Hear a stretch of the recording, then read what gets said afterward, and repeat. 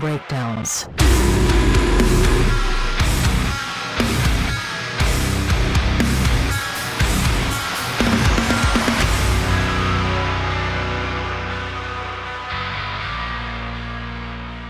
Welcome back to the Chill Sounds and Breakdowns podcast. This is episode number 59, and today, man, I feel like I'm gonna go ahead and say this is a legend around these parts, all right?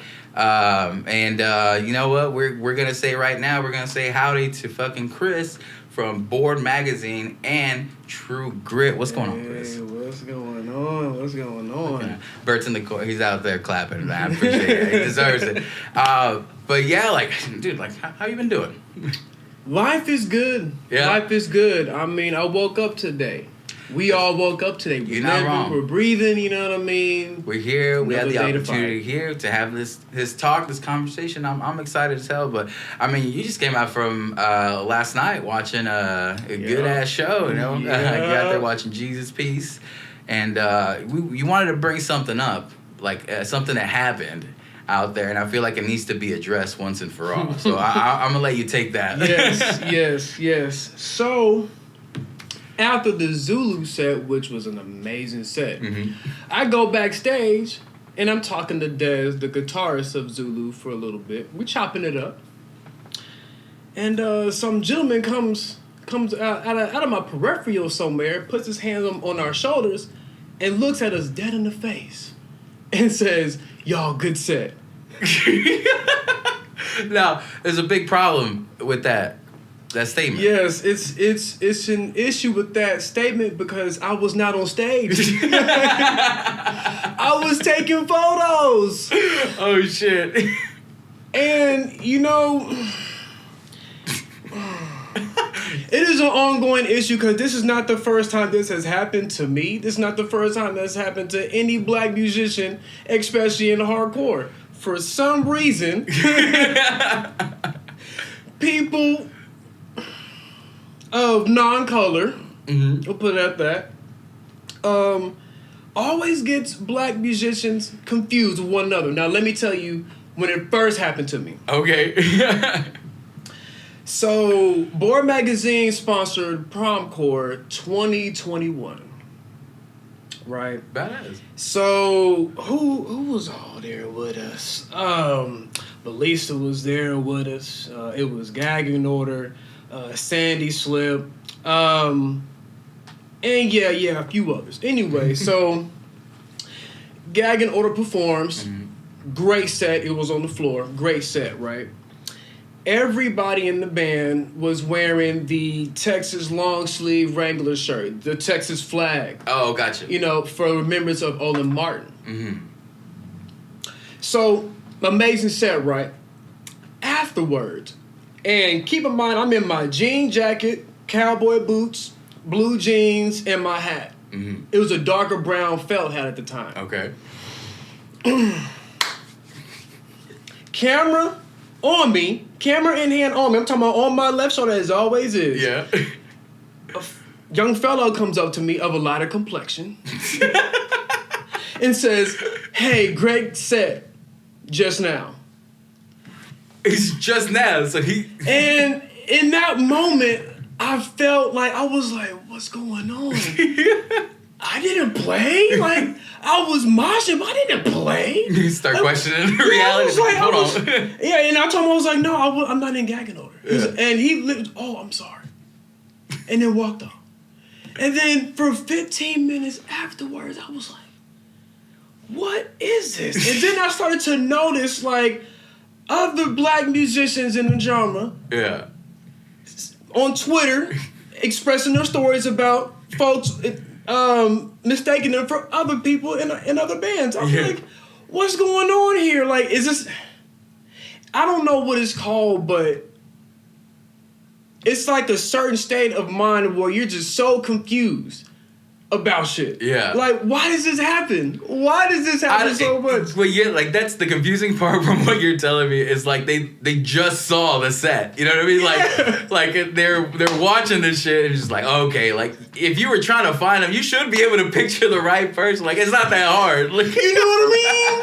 I'm wearing glasses. You didn't see no man in the cowboy hat wearing glasses on stage playing nothing. Not a damn thing. You see him on the side somewhere. You see him on stage. So it's this camera facing me? Yep. Stop. Hold on, we got a PSA right now. Yeah, stop. Like, listen. You know who's on stage. Look at their face. Check their profile out. And then when you see them next time, congratulate them. Don't congratulate somebody that you think they look like them. All right? Get it together, people. It's like maybe double check with a friend and be like, hey, is that so-and-so before? I am not in Zulu. I am in True Grit. True Grit. Don't get it fucking twisted.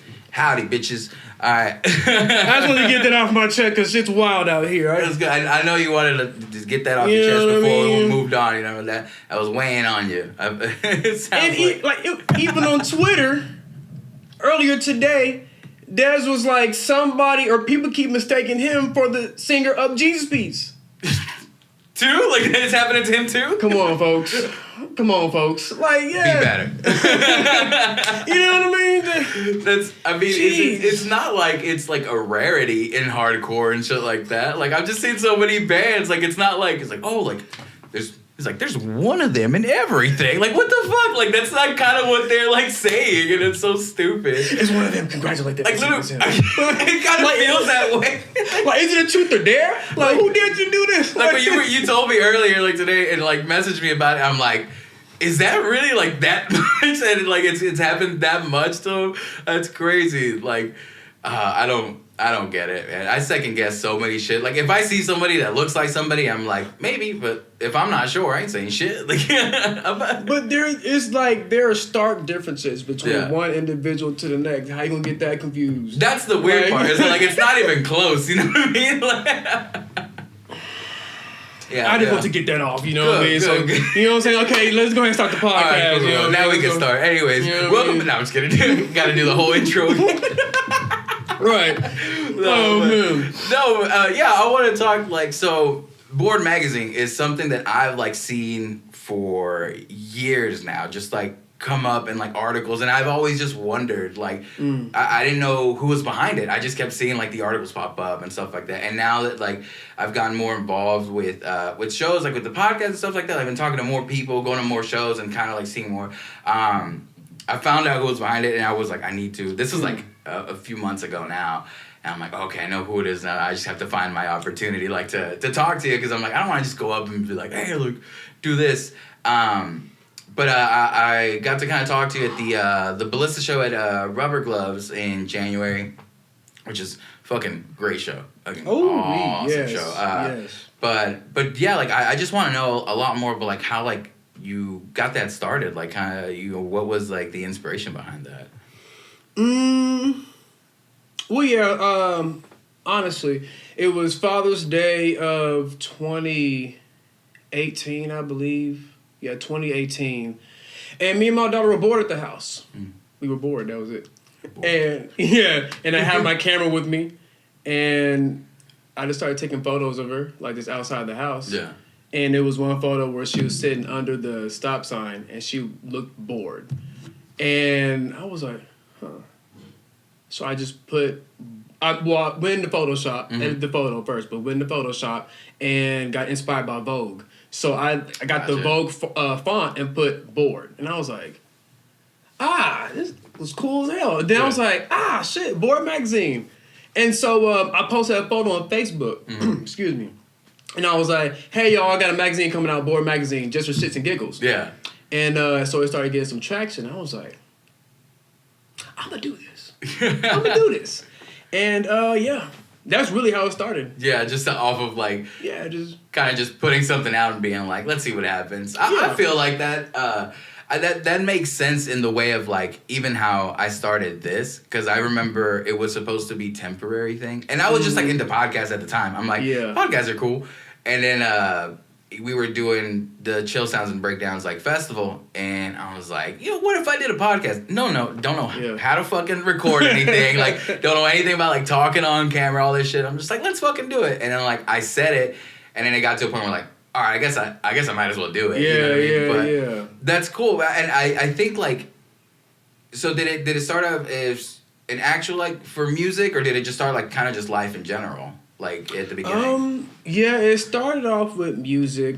What I did was I just put all my skills together that I know and love, because I love to read books.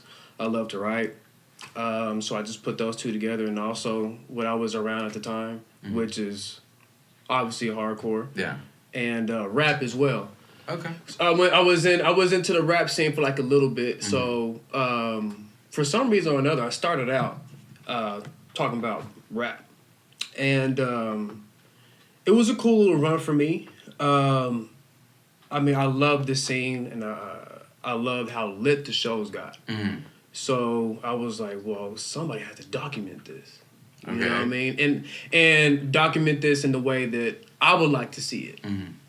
So, yeah, I just went from there. I made a website, started posting stuff. Yeah. Of course, made Instagram, Twitter, you know what I mean? Started getting into the crowd more, started really like shaking hands more and networking a little bit.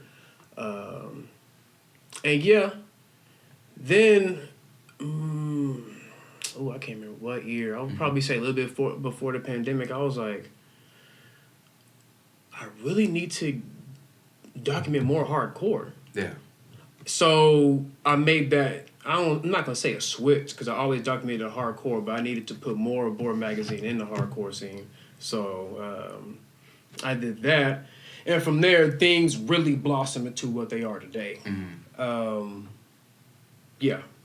One thing I like in the articles that I've like read that you've written is the way you write them from like this like first person point of view, and like you set like the mood for like the entire article, like from the beginning, like when so like in the most recent one, like that Ballista one, like I started reading that article, and like just like the way there, and kind of just like the way you structure sentences and how you set the scene before like it all comes apart. And it's not just like, oh, they were great. It's more like the it's the thing I like most in like in music and art and any type of thing is how to like incorporate like emotion. How like does that feel like to be there? And like in writing, I know I've known how to do it like in other ways, but in writing it's something that I'm not like too used to, or even like it's not a skill that I have. So being able to read it and be like, I was there, like that's like I was feeling like some of that, but being able to see like first person from someone being there feels a lot more personalized and more genuine, and I really like that way that you write like that way. So I thought that was super cool.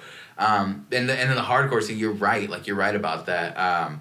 It's one thing, and I've mentioned this before, but like I was like intimidated by the hardcore scene for like years. Like I was always just like, no one's gonna like me. Like I'm not cool enough for this shit. And I just started going to one. I realized like I have so many fucking friends that like are part of it, and then like I play bands and stuff like that. I'm like, I'm just gonna fucking go and say hi to whoever, and then like everyone's super like fucking cool, passionate fucking like people, like, which is so.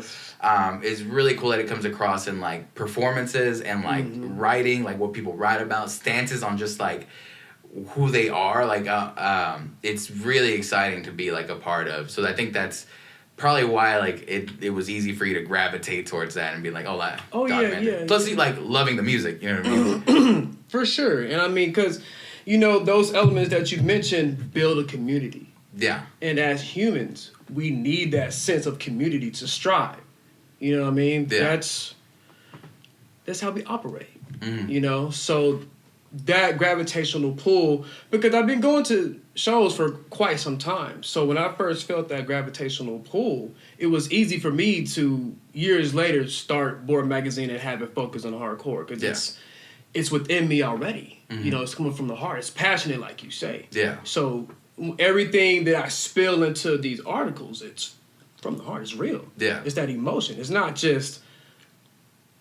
I'm not just documenting. Yeah. You know what I mean? Give you a perspective of what I know about what I've been a part of for so long. Yeah. You know what I mean? So. Which I think people appreciate that a lot because it's coming from a person that loves what what you're doing. You love what you're doing, and you love being around like this community, and you have been a part of that community for a while. So like that's a genuine perspective of somebody who's been around like that so long. And you're right, the word community and like that is something that I've learned more as I've come across in music and in everything. I was like, people crave that. Like people want that. Like even a lot of people who consider themselves loners and stuff like that. I was like, you just need to find the right people for you. Like you might not like everybody, but like that sense of community, people like being part of something and being like passionate. And one of the things I've always I've been saying with like the hardcore community is like I want to bring that type of stuff to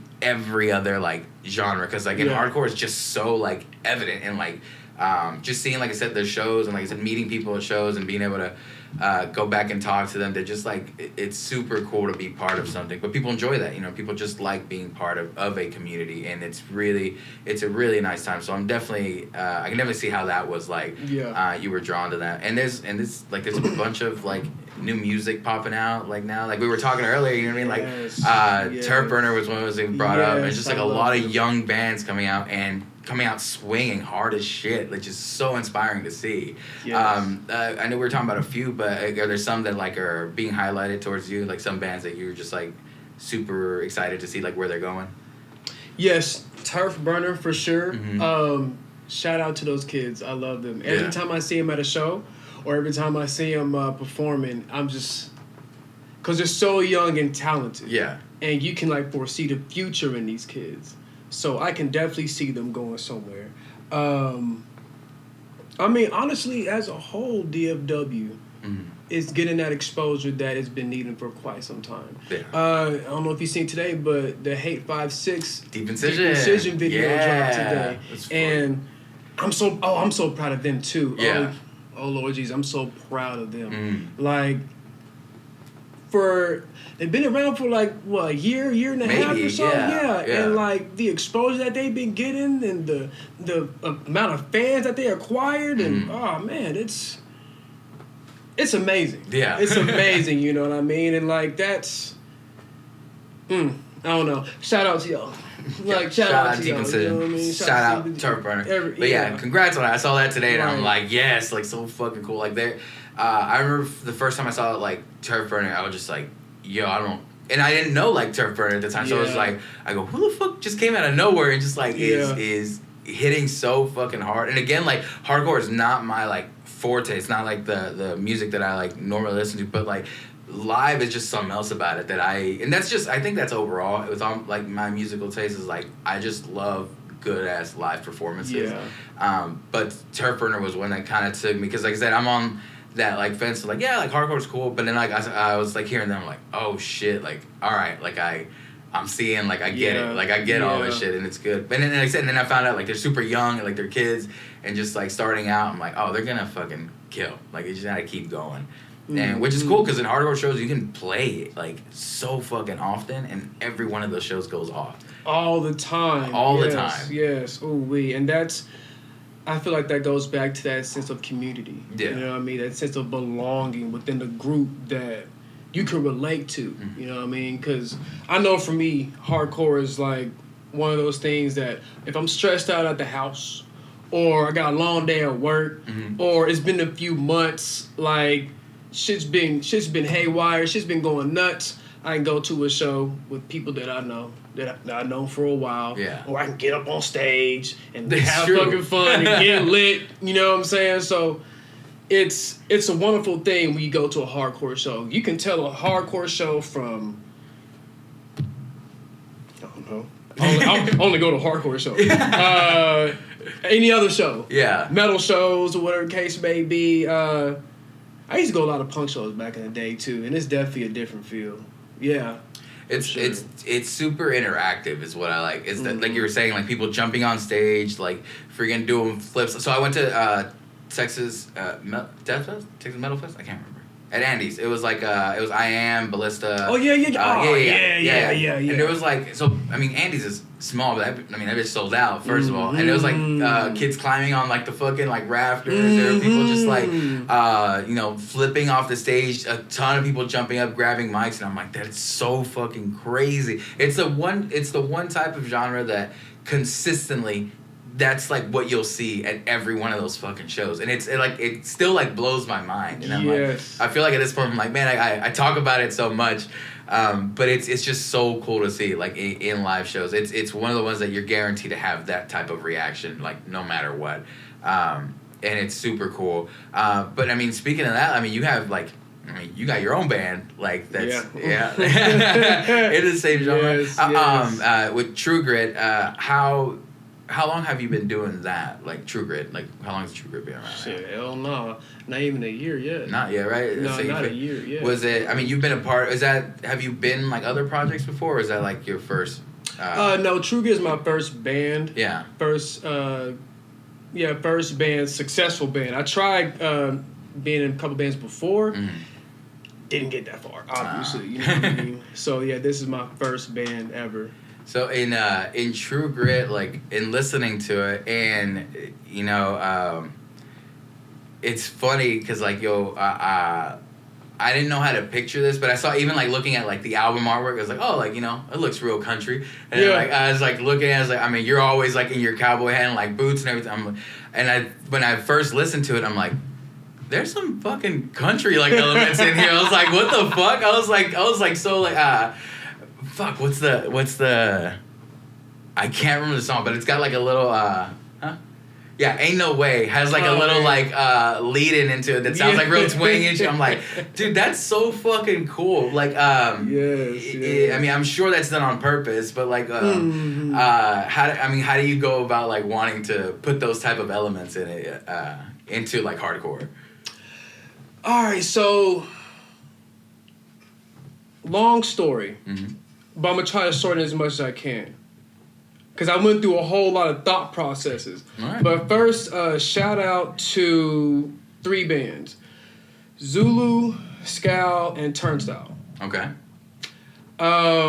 Because they inspired me to go towards this direction anyway. Because, I mean, look at their individual, like, lanes.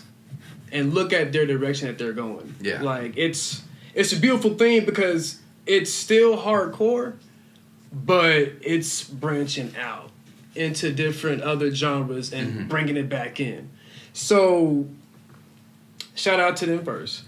2, I'm going to say like 2016. Yeah, probably like 2016, 2015, I was smoking big blunts, and I was watching, I think it was a Chainsmokers interview. Okay. Oh, no, because whenever me and my girlfriend would go to Colorado, we'll put on, like, some road trip music, and it's always, like, Imagine Dragons or Chainsmokers. Yeah. You know what I mean? So I was watching a YouTube video of them, and one of them dudes said, if you want to do something different, look at what you're in and find what's missing. Okay. Right? So fast forward to like 2021, and I'm Scowl, Turnstile, and Zulu going in this direction. I'm just looking at hardcore as a whole because I've been a part of it for so long. I'm like, wow, things are really changing. So I'm looking, and I'm like, all right, I gotta start something. Like I gotta start a band. Yeah. So all right, so I had that in my head for sure. And attempt 1 happened a little bit before, like, early pandemic. That didn't work out, so jump to like mid 2021 or whatever case may be. I was like, okay. So if I'm going to be for real about being a band, it better not be something that, hey, if you listen to 5 of these bands from 1986 to 2005, this is what we sound like. And you know what I mean? Gotcha. I didn't want to do that because why? There's so many different examples of the same thing anyway. Yeah. And I get bored easy. Mm-hmm. You know what I mean? So I was like, all right, it better be fucking different. And then I went straight to Chainsmokers' advice. I was like, all right, so what's missing? What's missing in Texas? Yeah.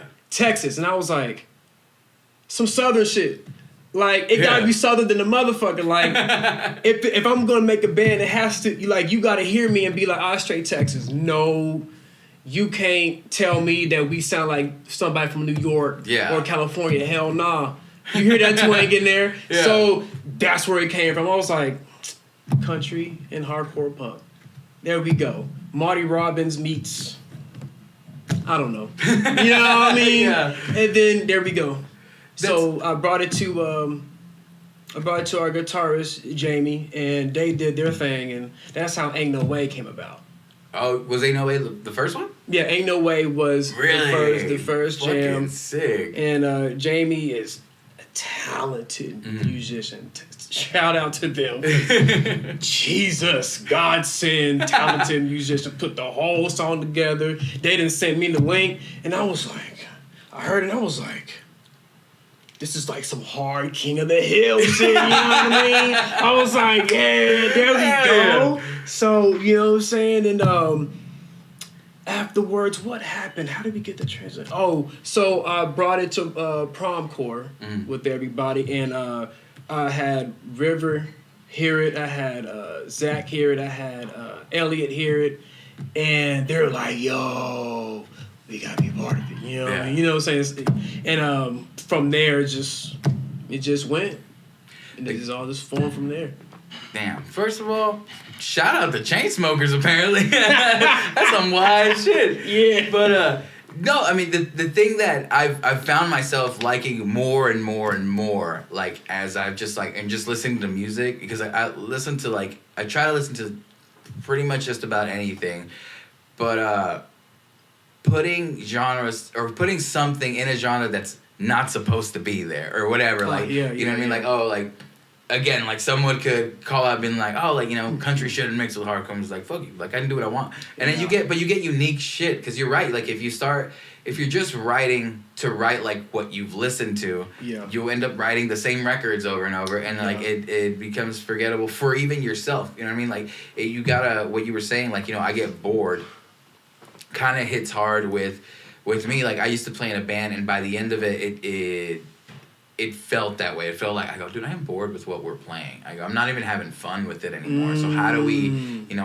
mess it around? And then, like, we were writing, like, newer stuff that was going to be different, and, you know, it never came to fruition. But that was, like, when I realized, like, I go, oh, I need to just be pushing shit to, like, not writing stuff for other people, but writing stuff, the simple concept of writing stuff for yourself. Yeah. And it kind of, like, I lost that, like, idea of, like, now. So, like I said, I like pushing stuff together that doesn't belong together, or quote unquote doesn't belong together, or change ups. I love a lot of, like, if a song starts off one way and all of a sudden, like, it just ends up, like, I've heard there's a band around here called Werewolf before, and they had, like, a salsa breakdown in, like, the middle of, like, the song, and, like, an indie song, and I'm like, I don't know the fuck that is, but there's, like, I heard, like, congos in the back and shit. I'm like, dude, that's fucking sick. I heard, I think, like, Emery did, like, a jazz fucking, like, break in one of the pieces. I'm like, out of nowhere. Like, and I was like, these are shits that I'm like, I find that more and more entertaining and appealing, and I'm like, there's something to this. So I try to figure that out in my head. I'm like, why do I like that so much? And it's just new. It's unexpected. Like, people love to be surprised, like, for the most part, you know what I mean? And then there's gonna be that group of people that only wants to hear, like, what made you what you were, and, like, doing that. But once you turn the other way and become, like, a musician or whatever, and you start listening to it, you realize how bored you get with anything. I feel like, and not just music, but, like, in art and maybe film or whatever. Like, you're gonna get bored of everything if you keep doing the same. So doing new shit is just, like, it's just entertaining. So that's why when people were like, I think, are realizing, like, you know, why did they put this in there? He's like, again, we were bored. Like, we were just trying to just do some shit. Exactly. But I that comes through so, it's nicely done in, like, the True Grit, like, EP. It's so fucking, it's really cool, because it's not, I mean, it's not, like, straight up country or anything like that, but it has those elements tastefully, like, throughout, and it's so, like, cool. And then y'all recorded that with Zach, right? Which just launched Cream of the Crop Recordings, which I was, like, so happy to see. I didn't know he had done so much work. So he did, like, the True Grit EP, the Ballista Territory, the Sold Out EP, and there's, like, another one I'm missing. Think Amnesia Garden. Amnesia Garden, yeah. And I'm like, that's so fucking cool. But how was that process with recording with like Zach? It felt pretty easy. Everything went smooth as hell. I mean, to be honest with you, it felt like a hangout session. Yeah. And just putting some music together. You know what I mean? It just, everything flowed nice and right. Everybody got their part down packed. I went up in there, did my thing. Yeah, it was smooth. Yeah. And it came out great too. Like, I was like, wow. You know what I mean? Like, we need to be on stadiums. This is, you know what I mean? So yeah, it was great. It was smooth. I feel like that is an added element to recording that is as important as how the music turns out, but that comfortability, just feeling comfortable with who you're recording and trusting. Yeah. Because that's one of the things that I feel like it is something I overlooked, and like working with somebody recording. I mean, your music is like, I mean, that's your baby, that's your creation. It's like, oh, I want it to turn out good. But if you're in a space where like someone you don't know or someone maybe you don't really trust, like, or particularly, not even in a bad way, but it's just like, oh, I don't know you, and trusting like your project with them. And the difference in this, it's like literally, it's like a bunch of just homies like hanging out. I'm like, oh, let's record some music, and you feel like comfortable. You're not worried about too much or whatever, or you're okay with messing up takes and having to do stuff again because like it's people you're comfortable with. Yeah, you know what exactly. Because it was, like I said, it was just super chill. I mean, this is my first band ever. I was thinking that it was gonna be a lot harder than this because I used to rap and recording was just, all right, you got the beat, rap over it, Buddy gonna do the engineering and mixing and all that, and then it's done. So I came into being in a band with 4 other individuals thinking, oh man, this is gonna be crazy. Yeah. Buddy gotta do this, drums, bass, vocals, blah, blah, blah. So when everything was getting put together, I was like, all right. You know what I mean? Okay. It's coming along nicely. Yeah, like this, okay, we can make more music tomorrow. Like, you know what I mean? So, yeah, it was a lovely experience. Which, like you're saying, like it does encourage you to like, let's put out more music. Oh, like, yeah, for sure. Because I got lyrics for days. Like, you know what I'm saying? It's all been built up in my head for years. So, yeah. Oh, man, speaking of, we got some songs. We got a couple of songs here. That we're looking over here. Yeah. And I'm excited for these. Yeah. So you just mentioned like so lyric writing. A lot of like your lyrics are like these really like intense like topics. How do you normally go about like picking? Do you have like, is it just like raw emotion, just shit that's like fucking with you, or like that you want to address, or how do you go about writing? Yeah, like I say, like I got a lot built up. At this point now, I can say that I lived a pretty up and down, crazy, kind of wildish kind of life. You know what I'm saying? So, and I got a lot of stories. I got a lot of emotions with those stories. Like, I can give you time frames in life of what I was going through. I mean, I can make 5 albums right now if need be, you know what I mean? So, but yeah, I do like to get real raw with my emotions, strictly because growing up, I was taught that that's all you really have as a human, is your emotions and your mind. Yeah. Everything else is either material or it can be taken away from you. So, and then also too with the music I grew up on, you know what I mean? I grew up on R&B, old country came later on in life. So a lot of that music was raw emotion. Yeah. You know what I mean? So, and I implement that in my music. Like, one of my favorite hardcore bands, I would say to this day, even still, would be Blood for Blood. Okay. Because that band is raw. Lyrically, that raw. Because lyrics hit home for me. Yeah. You know what I'm saying? Like, because any and everything that comes from my heart is going to hit. You know, and since me being a writer and being in poetry like a long time ago, I'm always gonna be that kind of person to watch out for them lyrics to see to see like what's going on inside your head. Yeah. You know what I mean?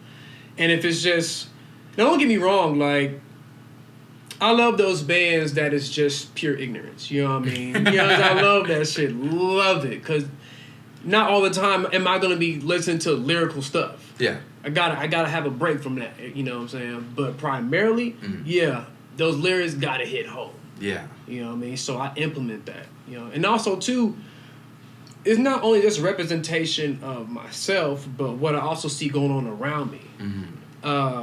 All the things that I've seen other people go through.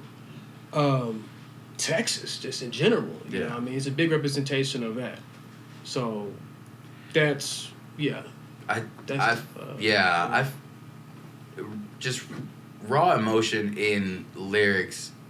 It's just for me and like, and just experience in writing and just like the songs that like really like hit home for someone. It's always this lyrical content. If I find if I read something that's playing along, and obviously if the song's like great, and then I read something, I'm like, oh, this is like some real shit. Like, it's just like the perfect like combo for me. And I feel like that strategy of writing just straight from, like I said, straight from the heart, like you're saying, like it is always gonna hit because it has one important factor, which is like what I look into, like everything that I do or listen to or you know partake in is like, is this genuine? Does this feel real? Yeah. And because and I feel like I keep repeating this like phrase over and over, but people sniff fake shit out so fucking hard, and they're like, nah, like they're not about this, or it's coming from a place of like, you know, being generic or something. But there's something of it just being honest, and you're right. Like there's you know, other music has its place again, like, because you're not always like in the mood to like feel it like that. I mean, sometimes you just need to feel like, you know, the raw energy of something, or just like hear. That's what, like, you know, instrumental music I've been listening to like a lot more of that, and I'm like, oh, I get to be in my own head about stuff and don't have to like really like anything too distracting what I'm doing. But yeah, lyrics that are straight genuine like hit so well like every time, because again, you get to peer into somebody else's like brain, and two like different perspectives. One, you hear a lot of stuff that you're like, oh, I have those thoughts sometimes, and you're like, okay, cool. So you have something, that community thing, like you have something to build, and then another thing, the other part is that you get to hear perspectives that aren't your own, and it's so important to like have that, to not be stuck in that like bubble, or you know, just that feedback loop where everyone around you saying the same things. Like, it's good to hear that outside perspective from someone else you don't know. So it's in those two ways. I'm like, the more honest you can be in them, the more you're helping out, like just build community overall. Yes, for sure. My goal is to relate to people and for people to relate to True Grit in their own way. I mean, I'm coming at you Southern. You know what I'm saying? I'm coming at you in my own Southern way.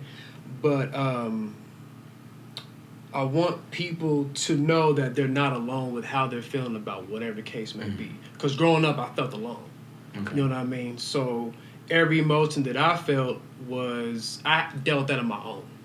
You know what I'm saying? I didn't go seek help, too poor to afford therapy. Not even just that. Niggas won't think about no therapy. You know what I'm saying? We won't think about no therapy, so, you know what I mean? So, dealt with everything on my own, and that's a sick feeling. Yeah. Like, solitude is one thing, but going through some real shit alone, or being around people, but really feeling alone is crazy. You know what I mean? So it's a wild, You know, so it's that's what I'm really trying to push in my music here, that if you feel alone, True Grit's here for you. You know what I mean? Here for you. Fuck yeah. But you're right about that. The thing is, most of the time, I forgot what, I'm gonna butcher this quote. I forgot who said it or whatever. But someone's like, the hard part about like, you know, depression or like anxiety about stuff is that you feel like it's only happening to you. And in the reality, it's happening to so many fucking people at the same time as you. But it's the part that you can't see. Like, when that shit is like got you in its claw, like in its hand, it's not letting go.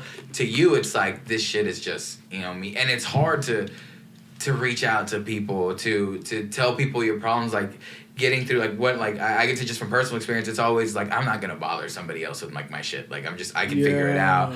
Or to the thing I'm like and then the fear of like, well, if I do say it to somebody and they don't give a fuck, like that's gonna hurt way more. So I'm not gonna take that risk. And the therapy thing, like I don't know in particular like other communities, but I know like in my own, it was always like that's not a thing that was like you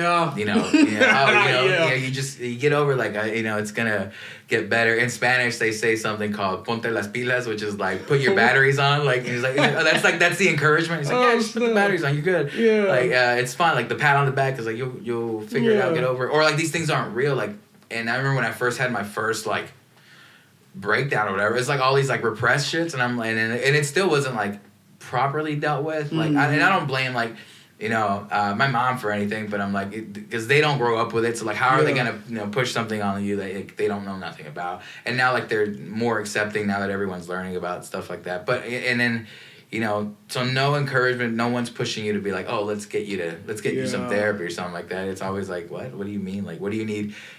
It's always like there's other people like suffering harder than you. It's like, yeah, but so am I. You know what I mean? So I have to deal with this shit. Like, it's just a way to be like healthy about it, and then just access in general, man. Like of being able to afford that shit. Like it is pretty expensive. Like there's, and when I first started looking at it, I think I was looking like $90 like a session, and it was like, shit, so okay. And I didn't have too much money at the time, so I'm like, all right, so I'll get one.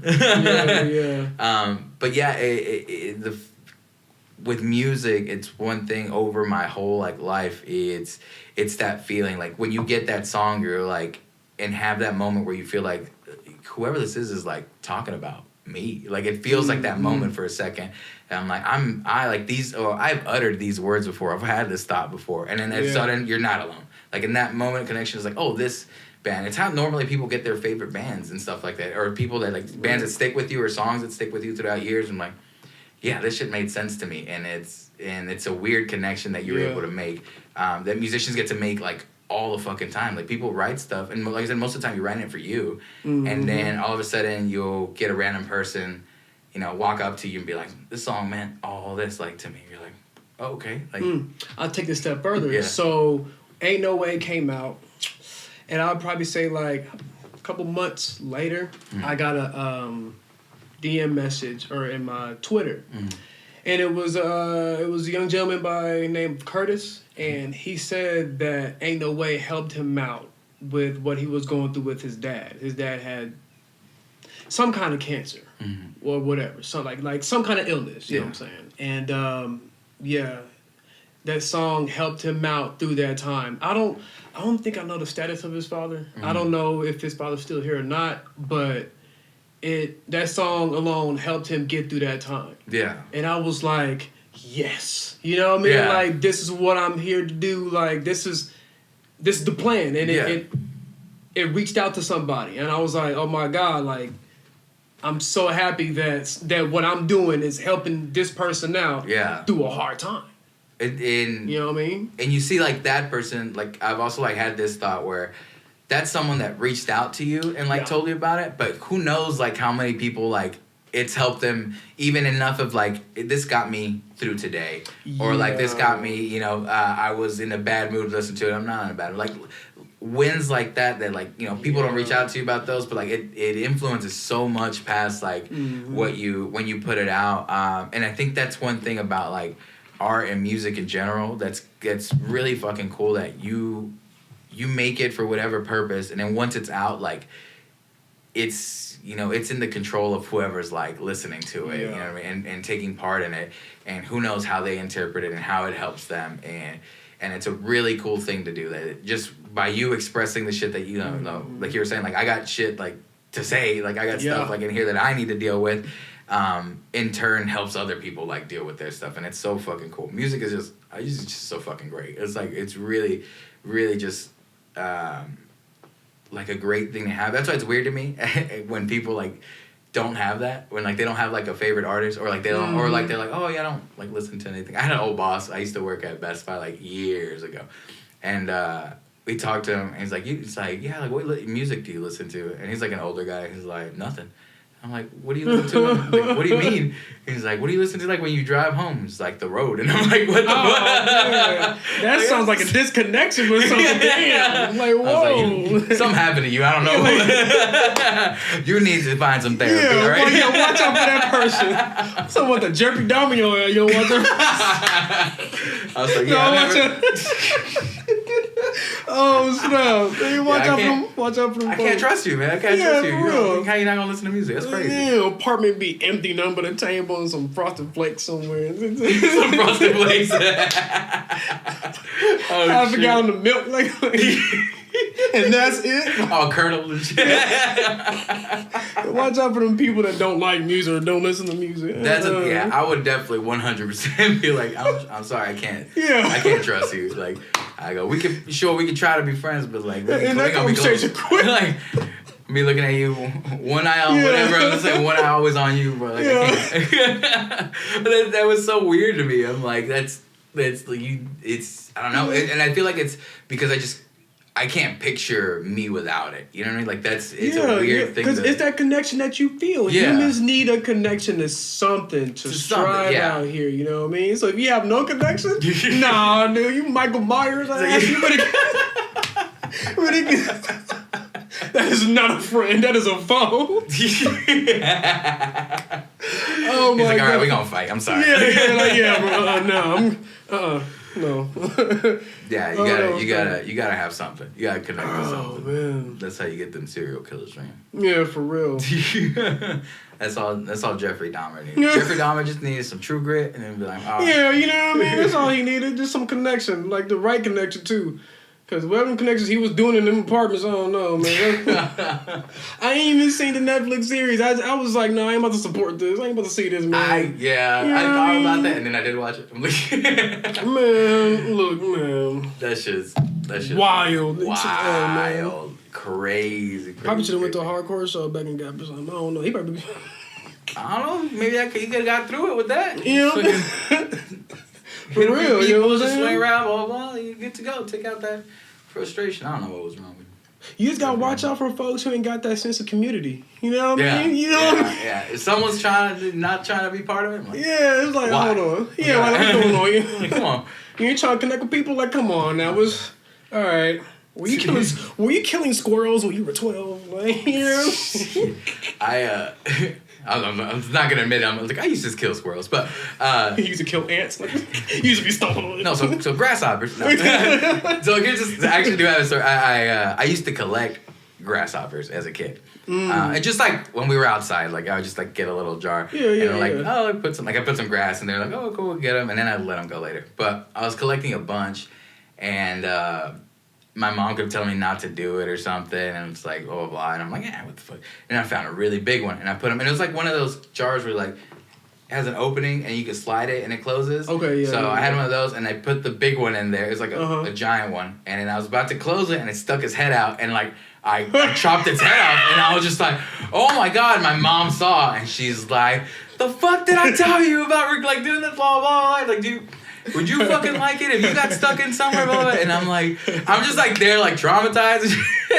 And my mom's like, you know what? Just for that, she takes me like into the closet and she just like puts me in there, closes the door. He's like, you're gonna stay in there for like 10 minutes. And I'm like, just in there like crying and shit. I'm crying more because I'm mourning the death of this grasshopper. I love that grasshopper. I didn't want him to die. I was trying to hang out with him for a minute. You murdered this grasshopper. He got punished by getting put in the basement. He's like, do you like that? I was like, no. It's like, don't do that. And I never did it. Like, I never collected grasshoppers again. Oh, like, literally, like, never did. He was out here murdering grasshoppers. I still, like, right now, just talking about it, I pictured it in my head. I could see that because it was like, you got PTSD. And it just, cool. It just, like, stuck its head out, and I was like, no! Because it was, like, already in motion. God! And I'm like, oh my God, I'm a fucking murderer. Dang. At least that's how you knew you're not crazy. But see, I didn't like that. You know what I mean? I didn't find pleasure in that. I was bad. I was mourning the death of a grasshopper. They've been crazy as hell. You was like, I like the sound of that crunch. Where's another? What's a bigger bug? All of a sudden, cats go missing and shit. Oh anime, that's how it starts. That's a whole Netflix intro right there. That is it, yeah. Yeah. So you were saying like growing up, but they were telling you like your kind of like your emotions. Is that like the only thing you had? Is that coming like from your like family or like parents or like just friends around you? So I feel like that's like a formative like ideal like at an early like age. It was an idea that I formed around. So I grew up single mom. Mm-hmm. She had 3 kids. I was the oldest. Right, and she instilled a lot of things in our heads and it was out of means of survival. Mm-hmm. You know what I mean? And that was kind of one of the things that I got from her. She didn't instill that in my head, but that's what I learned from her, that as people, as humans, like, only things we really do have are emotions. Yeah. Because you can get kicked out of your apartment. You can lose your car. Somebody that you know could die. You can lose things like that. Mm-hmm. So all you really have at the end of that is your emotions and your mind. Yeah. You know what I mean? And yeah, so I held on to that. Because watching my mom raise 3 kids by herself like that, it's a powerful thing. Yeah. It's a powerful thing just to watch and to see all that and to watch her succeed in that. So, I mean, you know, I credit my mom because I feel like she's the strongest woman I ever known. Yeah. So, yeah, that was just one of those things that I learned from her. From just like seeing it happen, you know, and being able to see that. So I had a similar upbringing. I'm an only child, but it was single mom too. So I have the same like type of respect for like that woman because I'm like, dude, I have nothing. Like it's figuring out like how to work shit out, and then like it's funny, but like I didn't have this realization until I can't remember what age I was. But the idea of like, oh, like my mom's just a person. Like there's nothing special like about like them. Like they, because at a certain age, I'm like, oh well, they're your parent. They figure it all out. Because like I didn't realize like growing up, I'm like, I never went hungry. Like I never like all this stuff. But I don't see all that shit behind the scenes. Like to a certain age, I'm just like, she's like working her ass off, like sacrificing, like not being able to like sleep and shit like that, like doing all this stuff, and I'm like. And then having the realization is like, oh yeah, like, you know, she's just a regular person, had a kid, and had to figure this shit out, and has been figuring it out, and stuff like you know, you're only like your word or who you are. That's the only thing you have control over. That's a similar like thing that I saw in the way she acted. So like in keeping promises, being a really good like friend and person to like other helping people, and just seeing that out of a person is like what. As I grow up, I'm like, oh, these are like the values that like I hold dear now. Like as I've gotten older, I'm like, oh, that's the shit that like matters to me at the end of the day. Like besides like all this other stuff that people could offer you, I'm like, if you can't offer that type of like relationship, if you don't take pride in who you are, if you're not, again, the stuff about being genuine as a person, all these things are like ideals that God like instilled in me and reflect everything that I do now. I'm like, I go, if it doesn't support that type of person, then I can't partake in, like, whatever, like... Yeah, for real. It is, like, I can't, again, like, that's how I pick the communities I decide to, like, be parts of and, like, make them be part of me. It's like, oh, okay, if I can reflect that same thing, be that type of person, and, like, people around me be that same type of person, cool. But I think that's why people, like, as they get older, they're, like, saying, like, oh, like, circles get smaller or whatever. I was like, it does in a way because you don't really have time to spend on like the superficial type of like friends or like the people whose values like don't like if they do something I'm like that's fucked up, and normally before you would still keep them around or like they're out there or whatever, and now it's like, oh, you know, if they don't reflect the ideals that like are like instilled in me and like literally like you know, buried into my heart, that I'm like, I can't be part of like, you know, my community, my life, you know what I mean? It's super important. But yeah, that's cool that's something that like was reflected on you that you saw like growing up, and you're kind of keeping that same motivation with like the music you write, with even like I said, even like with Board Magazine, like everything is all community. You know what I mean? Like that's it's a big deal. I like that that's something that you are conscious of, and you're like making an effort to kind of push forward. It was, and also too, it was because So growing up, I always felt alone. You know, I felt like I was a loner, like for real.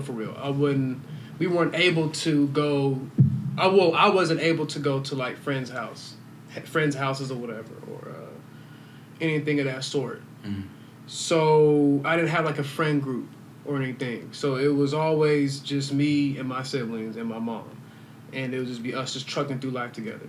So yeah, I had that core family base, but outside of that, it was non-existent. So me being a human, always wanted to belong to something that I can relate to. When I found hardcore, I was like, oh man. So it was giving me that sense. Yeah. So now I'm just like, okay, well, I want to give back. You know, I want to give back to hardcore in some way, or give back to the community. Mm-hmm. You know what I mean? And if that's why I pour so much of me into Board Magazine. That's why there's also True Grit, because I guess that you could say that's like my gift back to hardcore, you know? Because I feel like when you get older, like the things that help shape you in a good way, you give back to. Like your parents, you know, your mom, you know what I mean? She helped shape you, so you get older and you're able to, you give back. Yeah. You know, so that's how I look at it. That's perfectly describes of like currently like the trajectory of like what I'm trying to do. So like with this with the podcast, with like NoiseROT that we started to book like shows and stuff like that, I feel like it's what I not that I owe it anything, but I mean this scene treated me so fucking well when I was like breaking into it. When I like played in a band, I met so many fucking like people and like friends throughout the years. I've been one like in the DFW like scene, especially like I didn't really have any bad experiences. I know like that's not the case with everybody, like people has like one-offs and stuff like that, and sure like there's shit that happens, but I got way more out of it that I love, because I'm like, it's crazy like of how long like ago that was that I was playing in a band, and I still have those friends, like we still like talk and going to shows, playing shows and stuff like that. When we made NoiseROT, I'm like, I want to build something that makes that like, I want to like those places where I like went and had memorable nights with like not only like the bands were good, like but the people that I met was like a great time. Like I want to make such a like cool community of like people just hanging out and listening to music and just like again having a good time, making friends. I'm like, how do I give back? So NoiseROT for me is like that, is like I want to give that back. This podcast alone is like, you know what, I've made so many friends, and I feel privileged enough to like know enough people to even like be able to do this and have people like come on and we have like conversations. Like not everybody gets that. I was like, let me just share as much as that like I can with people, and obviously like with bands, there's just so many talented people that I'm like deserve like to be shown off and shown. You know what I mean? That's why I love stuff like that people are sharing. There's a bunch of those like. Again, like we mentioned like Hate 5-6, like doing those videos, like those are fucking cool. Around here, actually, Bert, who else into the podcast, got his Bert Shot channel that does a lot of like, live show like releases, Board Magazine, the fucking other like podcasts I've seen, and just there's so much sharing, and I feel like in this moment it's one of the.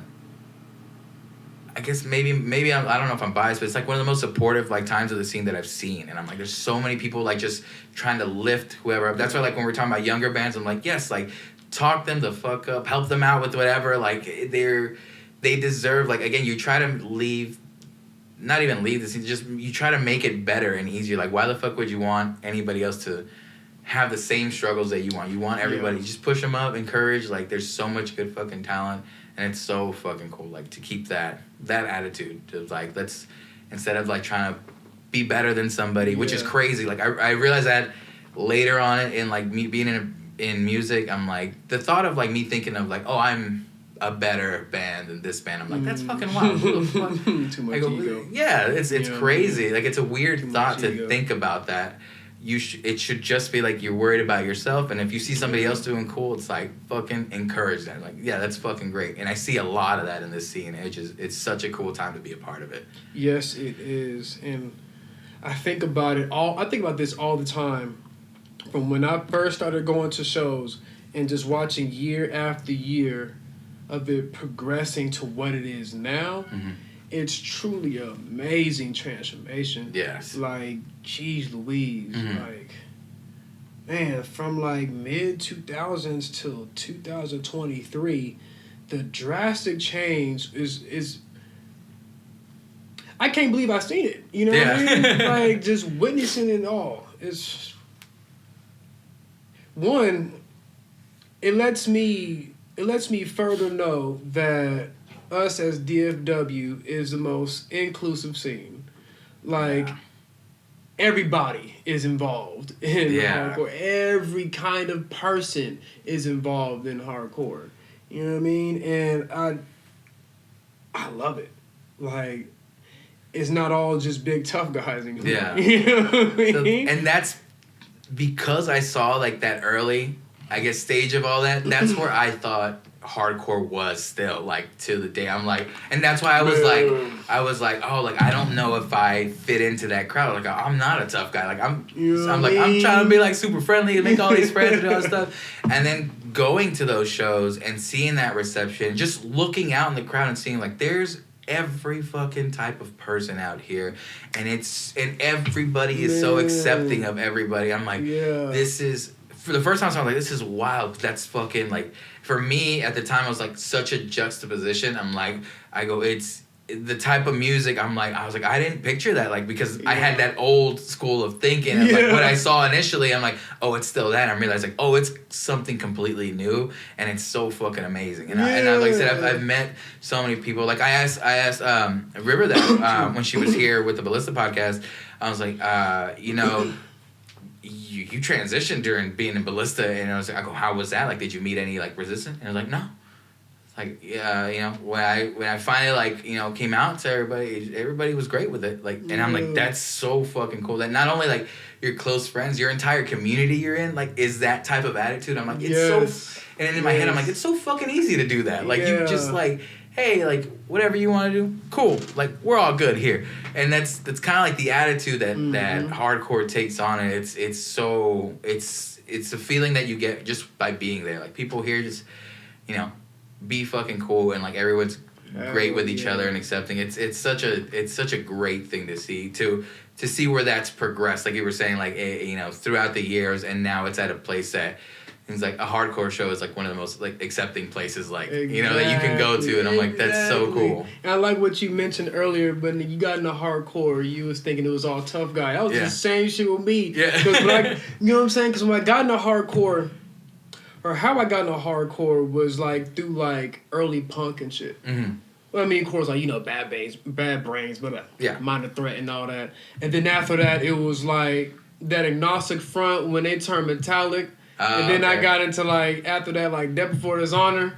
And then after that, like Blood for Blood, and like everything up there in Boston and New York. So I'm thinking, like, this is what hardcore is. You gotta be a tough guy in this motherfucker here. So I started going to shows. And motherfuckers big as hell, and I'm little. I'm like, oh, okay, you know, I gotta stand my ground in here. Oh, okay, yeah. So I was a little bit intimidated at first. I was like, you know, okay, I got this. And then so from then, and then transitioning more when like I would say when Power Chip started getting bigger, I really started to see like, oh, you ain't gotta be no motherfucking tough guy up in here. You know what I mean? And then from there, it was just like, hardcore is more inclusive now. It's more accepting now of just whatever. And I was like, wow. And that there, I would probably say early 2010s, or probably a little bit afterwards, is when I was like, I'm liking where this is going. Yeah. You know what I mean? That was the start of like, all right, this is going in a good direction. Yeah. Yeah, and I mean, even to where it is now, and it's only like, I feel like it's only gonna keep like going like a positive direction, and just like even more like inclusive, and just again with even just like the new bands that I see popping up and stuff. I'm like, dude, it's this like the hardcore scene is birthing like some real talented people, and where they're like off the jump they're starting. I'm like, you're really fucking good already. Like, how, like, you're just gonna get like better, and the scene's just gonna get better, and everybody, like, no one's threatened about like the new people. Everybody's encouraging like, oh, new fucking bands, great, more people we can play shows with, like more like it's the community's gonna grow, and it's so fucking cool to see, and like it's definitely cool to read it through kind of like through your eyes really, and like reading like any articles and stuff. So that's a really cool thing about Board Magazine. I think like a lot of people enjoy. I get to see it through a personalized view of somebody who loves the community, grew up on the community, has seen like so many facets of it. Yeah. And I think it's just like I hope like that Board Magazine just gets even like greater. True Grit, you're dropping. You said 2 songs, maybe. Well, no. Well, we don't know we're dropping. We don't know when we're dropping. We just got. I'm over here trying to drop exclusives here. Next week. No, there's a we have a couple of songs that we're just looking at right now. Yeah. Really, really good songs. I really enjoy it. It's like real. It's more of like a country influence. And, well, one of them has a real nice blues lick in it. Real nice blues lick. But yeah, it's just gonna be even more of True Grit and what it is. It's gonna just be even more Texan than from what it is. It's like I say, True Grit is for Texas. Mm-hmm. I mean, I'm out here representing for us. Yeah. You know what I mean? So, yeah. Best. Well, I mean, we're fucking excited to hear that. And then, like I said, everything True Grit's coming out. We're pumped for it. And then everything Board Magazine is coming out. Keep that shit up. And I think you're, like, again, like, I heard about you for, like, years before, like, I got to meet you. And I wanted, like, I was excited to have, like, this talk and see, like, who that kind of person was behind all this. So I'm glad. And again, like, even that, like, even, like, the way, like, going back to, like, that community thing, like, I just went up to you and asked you. It was just like, oh, like, hey, like, what's up? And it wasn't, like, there's no more of that. Like, I wasn't, oh, I can't talk to, like, that person or whatever. It's just like, fuck it. Like, you know, what's going to happen? And it's, like, reciprocated. It's just a good time. But, yeah, we're super excited for everything you have coming out. I appreciate you stopping by, like, so much. Hell yeah. And, for sure. Yeah, definitely, if you, like, always welcome back if you want to come back. This is, like, fun. But, yeah, you know, anything you wanna leave anybody with? Let's see. What do I have? So, yeah, man.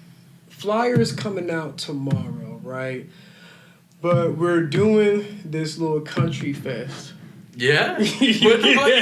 Yeah. Hell, fuck shit. Some real Texas shit. Yeah, you know what I mean? So check this out, right? So it's by a fellow named Matt Moran, a country artist, was on Twitter and made a statement about having like a Twitter fest of like just country artists, I guess, in the area. And first I thought it was a joke, right? Yeah. And then so he requested True Grit to be in like this little secret like I don't know, group thing on Twitter, Twitter, where you know what I'm saying, that technology shit. You know what I mean? And so it was True Grit and like all these other local country bands from what I seen. And I was like, oh, is this for real? Like, is he for real? So time goes by. He's like dropping posts in the little group chat thing talking about what should the price be, what dates are y'all available for, and all this other stuff. And I was like, let me see if he really talking about something. So I was like, yeah, you know, April, yeah. You know, it's whatever. Yeah. And so in the past, I'm gonna say like week and a half, he was like, yeah, it's gonna be here. The band's gonna be going on at this time. Payment. And I was like, oh, this is for real? And so he sends his number in the group chat thing. Yeah. So I text him. I was like, hey, man, this is for real. He was like, yeah. Everything's straight. Everything's going on. I'm going to send you the flyer Monday. Or it's going to drop Monday. Yeah. I'm like, Triggered is going to be with about, I'm going to say 7 other country artists. Yeah. In Lola's.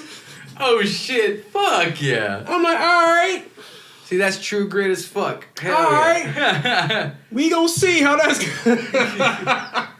We gonna see how that's gonna go. It's gonna be fun. It's gonna be badass. Hell yeah, we're looking forward to that. This one, camera is about to go out, so before it goes out, again, thank you for stopping by, Chris. I really appreciate it. Y'all check out Board Magazine. Y'all check out True Grit, and y'all go to this Country Fest. It's gonna be announced. It'll be announced by the time this comes out. But thank you. This has been episode 59 with Chris of Board Magazine and True Grit. Yeah. Thank you guys for listening. And thank you guys for watching. We'll see you next time.